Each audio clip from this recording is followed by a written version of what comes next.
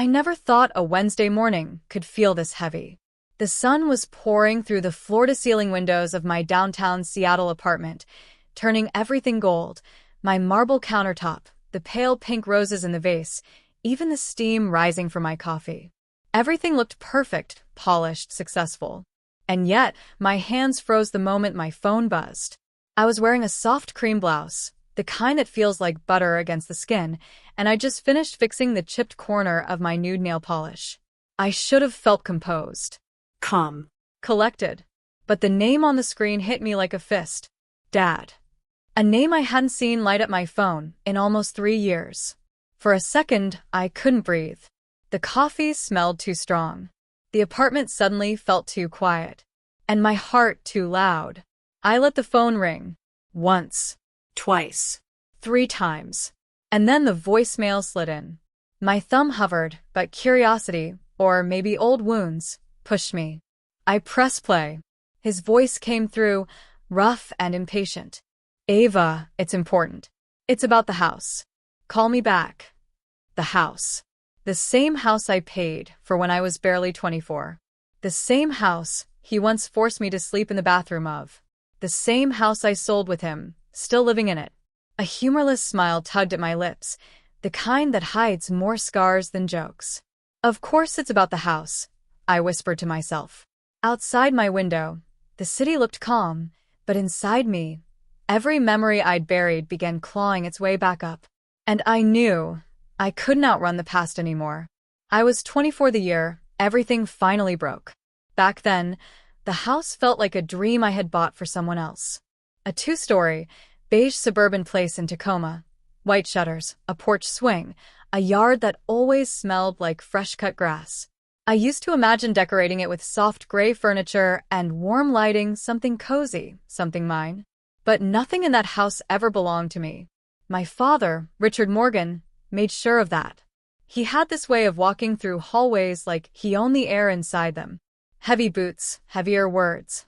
And even after I'd paid the down payment, using savings from 3 jobs and 2 years of cutting corners, he acted like I was just renting space in his world. The fights didn't start big. They started as size. As slammed cabinets. As you don't understand how real life works. As you owe me. I raised you. And then one night it escalated. I had just come home from a double shift at the diner, my hands smelling like grease and lemon sanitizer. My backpack slipped off my shoulder, and all I wanted was a shower and 6 hours of sleep. But the living room lights were on. Dad was pacing. And there was a half-empty bottle of whiskey on the coffee table. "Where were you?" he snapped. "Working," I mumbled, dropping my keys. "Like every night. You think you can just walk in and out like you own the place?" My breath caught. I paid for this house, Dad." The room went still. His jaw twitched. And then his voice dropped into that low, dangerous tone I'd learned to fear as a kid. "You don't speak to me like that. Not under my roof." It didn't matter that my name was on the mortgage. It never mattered. When I refused to apologize for something I didn't do, his anger snapped into something uglier. He pointed toward the hallway. "If you want to act like you run things, you can sleep somewhere that reminds you who's in charge." My stomach sank. "What do you mean?" "The bathroom," he said. "You can have that, since you don't respect the person who gave you a life." I stared at him, waiting for the joke. But he wasn't joking. That night, I curled up on the cold tile floor, breathing in the smell of bleach and damp towels. Every bone ached. Every part of me felt small, crushed, disposable. I didn't cry. Not one tear. Maybe because humiliation has a way of drying you out. But that was the night something inside me shifted, like a thread snapping clean. And in the darkness, I remembered something my grandmother once told me when I was 10 years old. "Baby, a woman becomes powerful the moment she stops needing permission to exist." I didn't know it then, but that sentence would become my lifeline. Because the very next morning, I decided I was done being small. Leaving wasn't dramatic. It wasn't loud. It didn't come with suitcases thrown down the stairs or doors slamming behind me. It was quiet. Almost painfully quiet. I woke up at 5:30 a.m., my back stiff from the bathroom floor, my cheeks still marked from the tile. My father was snoring in the living room, whiskey bottle tipped over, like a fallen soldier. I stood there for a long second just watching him. And then I realized something simple and terrifying. If I stayed, my life would shrink to the size of that bathroom. I packed 2 bags, clothes, my notebook, my laptop that overheated whenever it processed more than 2 tabs, and the tiny silver locket my grandmother had left me before she passed. Inside it was a piece of paper with her handwriting. Choose yourself, even if no one else does. That was the last thing I touched before walking out. I didn't have a plan. I just had $312 in my account, a half tank of gas, and a fear of going back. Sometimes fear is enough. I found a room to rent in a worn-down shared house outside downtown Seattle. The mattress was thin, the walls were thin, and the optimism I arrived with was even thinner. I worked at a diner, then a grocery store at night, and on weekends I took freelance admin jobs, data entry, scheduling posts, typing up documents. My hands were always tired. On one of those late nights, I met Maria Delgado, a senior operations manager who hired freelancers to organize her digital files. She had sharp eyeliner, a soft laugh, and the kind of confidence that walked into a room 2 seconds before she did. She called me after my first small project and said, "Ava, you have talent. Not just work ethic, talent." No one had ever said that to me before. She became the first person to see something in me that wasn't weakness or duty. The climb begins. Maria started referring me to more clients, tech startups, small businesses, real estate agents drowning in paperwork. I taught myself invoicing software on my cracked screen. I learned how to build spreadsheets that made chaotic people feel in control. And slowly, little victories came. My first $500 invoice. My first month without overdraft. My first decent laptop. My first weekend where I didn't have to pick up an extra shift. Life was becoming possible. Then Maria pulled me aside one afternoon and said, "You know you could turn this into a real business, right? Virtual operations consulting. People pay a lot for someone who can organize their world." The idea felt too big for me. Me, the girl who slept on a bathroom floor. But Maria didn't flinch. "You're not where you came from. You're where you decide to go." So I built my first website, got a business license, created a brand, and in 6 months, I had 10 clients. By the end of the year, 30. Money flowed in a way that felt unreal. I paid off debts, started saving, Invested. became someone people relied on, all while my father thought I was still waitressing. Whenever he asked how I was doing, I kept my answers short. "I'm okay, just keeping busy." I didn't tell him about the new apartment or the new car or the checks with commas in them. I didn't tell him about the contract I signed with a major real estate firm, one that would eventually lead me back to that house. The house he thought he controlled. The house I legally still owned. The house I would soon sell with him in it. But that part of the story was still waiting in the shadows. For now, all I knew was this. I was no longer the girl who slept on tile floors. I was building a life. Quietly, powerfully, and entirely on my own terms. I didn't plan on seeing my father again. Not for months. Maybe not for years. Maybe not ever. But life has a strange sense of timing, like it waits for the exact moment you finally feel steady, and then knocks on your door to test the strength of the foundation you built. For me, that knock came through an unexpected phone call from my real estate partner, Jordan Hayes. Jordan was one of those calm, steady guys in his mid-30s, blue button-downs, warm smile, professional but kind. We'd done 3 properties together. He respected my work, my boundaries, and most importantly, my silence about my past. "Ava," he said gently, "you need to come to the property on Rosemont Lane. There's a situation." My breath hitched.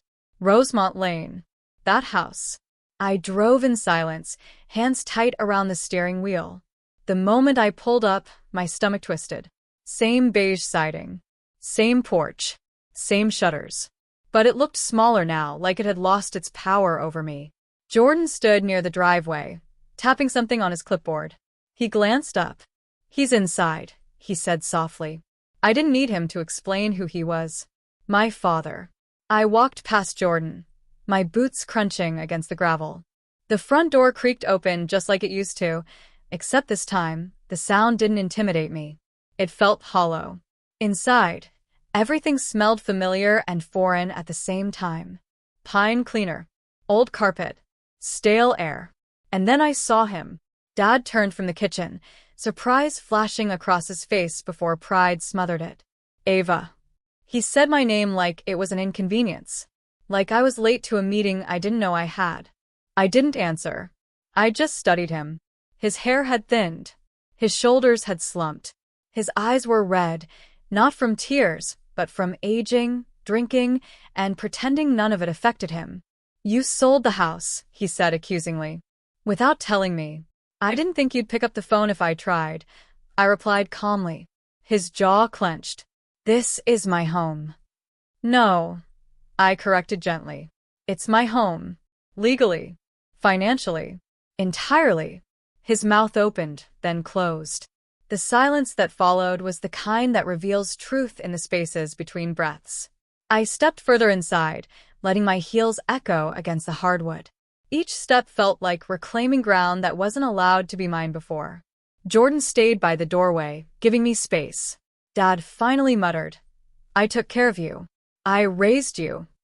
And I paid for this house, I reminded him. Every inch of it. Every nail. Every brick. Every night I fell asleep exhausted because I was working double shifts to give you something better. He looked away. I continued, voice steady, firm, unshakable now. You made me sleep in the bathroom, Dad. In a house I paid for. His eyes darted back to mine, guilt flickering, denial rising. You were being disrespectful, he snapped weakly. No, I said. I was growing, and you hated that I didn't need to shrink for you anymore. He faltered. I walked past him, running my fingers along the old countertop, the one I once dreamed of replacing with marble. Funny how dreams change. You didn't lose this house because of me, I said quietly. You lost it because you treated the person paying for it like they didn't belong. He swallowed hard, the first crack in his armor. Jordan finally spoke up. Mr. Morgan, we have a relocation package ready for you. It includes temporary housing, transportation, and a stipend. Dad stared between us. But why would she do all this? After everything? I met his eyes. For the first time, there was no fear. No trembling. No shrinking. Because I'm not the girl you controlled anymore, I said. I built a life you don't even know about. A company. A home. A future. And I didn't need you for any of it. His lips parted. Shock. Shame. Something like regret. Jordan stepped aside as I walked toward the door. And for once, Dad didn't stop me. He just watched, silent, as the woman he never believed in became someone he couldn't ignore. I stepped outside to breathe, letting the cool Seattle air settle my heartbeat. For a moment, I stared at the familiar street, the cracked sidewalk, the mailbox leaning slightly left, the maple tree that turned bright red every fall. This place held pieces of me, but none I wanted back. Jordan approached quietly. You okay? He asked. I nodded. Yeah. Just ending an old chapter. He didn't push. That was one of the reasons I trusted him. A few minutes later, the front door creaked open again. Dad stepped onto the porch, shoulders hunched, not in anger this time, but in something that looked confusingly like uncertainty. He cleared his throat. Ava, can we talk? I folded my arms gently. We are talking. He swallowed. I don't understand why you'd help me. After everything. I let the silence hang. Some truths need space before they land. Then I spoke carefully. Helping you isn't about you, Dad. It's about me. About the woman I became despite you, and the boundaries I refuse to break again. His brows furrowed. Shame flickered behind his eyes. Jordan gave us distance, stepping toward the car, pretending to check documents, but I could feel him keeping a protective watch. I took a breath. Dad, if I'm going to help you through this transition, it will be on my terms. His expression tightened. Terms? Yes, I said firmly. Conditions. Boundaries. Accountability. If you want any kind of relationship with me moving forward, things are going to change. He looked uneasy, but he didn't walk away. That alone was progress. Condition 1, respect. First, I said, you will speak to me with respect. No yelling. No belittling. No dismissing my choices or my success. He blinked. You think I don't respect you? I raised an eyebrow. You made me sleep in a bathroom. In a home I bought. He flinched. I softened my tone, but not my stance. Respect isn't what you say, Dad. It's what you do. He nodded stiffly. Condition 2, no more alcohol abuse. Second, I continued, you need to cut back on drinking. Or get help. I'm not demanding perfection, but I'm not stepping into the past with someone who's using alcohol to avoid accountability. His jaw tightened, pride fighting reality. But then he exhaled. I can try. That's all I'm asking, I said. Try. Condition 3, stability before involvement.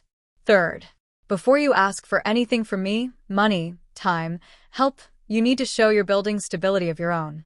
This relocation assistance is temporary, Dad. After that, you'll need to make responsible decisions. He looked down at the porch floor. And if I don't, then we keep distance, I said gently. I can love you from afar, but I won't let you hurt me again. Condition 4, acknowledgement. And lastly, I steadied myself. You have to acknowledge what happened. Not excuses. Not rewriting the past. Just acknowledgement. That what you did hurt me. That it wasn't okay. This time he didn't speak. He just stared at the ground, and for the first time, I saw the weight of his choices settling onto him like a shadow. Finally, in a voice barely above a whisper, he said, I'm sorry, Ava. The words weren't enough to fix everything, but they were enough to start something new, even if that something was simply my own closure. I nodded slowly. Thank you. Jordan approached again, sensing the conversation was over. Dad looked at me with an expression I'd never seen before, not anger, not entitlement, but something close to humility. Ava, he murmured, I'll try to do better. I hope you do, I said softly. For yourself. Not for me. And for the first time in years, we stood there not as a scared daughter and a domineering father, but as two flawed humans trying to understand what healing could look like. When we finished the paperwork and finalized the relocation package, I watched my father step inside Jordan's car. He didn't argue. He didn't bark orders. He didn't pretend he was the king of a kingdom that never existed. He just sat there quietly, hands folded, staring straight ahead, like a man finally confronting the ruins he helped create. As the car pulled away, I stood on the sidewalk and inhaled deeply. The wind was cool, brushing against my cheeks the way a mother brushes hair behind her daughter's ear. Soft. Assuring. Freeing. For the first time, the house behind me didn't feel like a monument to pain. It felt like a chapter, finished, sealed, archived. I walked back to my own car, heels clicking confidently. Inside, the leather seat hugged me like home. My purse sat open beside me, and as I reached in to grab my keys, something silver glimmered under the sunlight. My grandmother's locket. Somehow, in all the chaos of the day, it had slipped out. I picked it up, feeling the familiar smoothness under my thumb. I opened it. The tiny folded note was still there.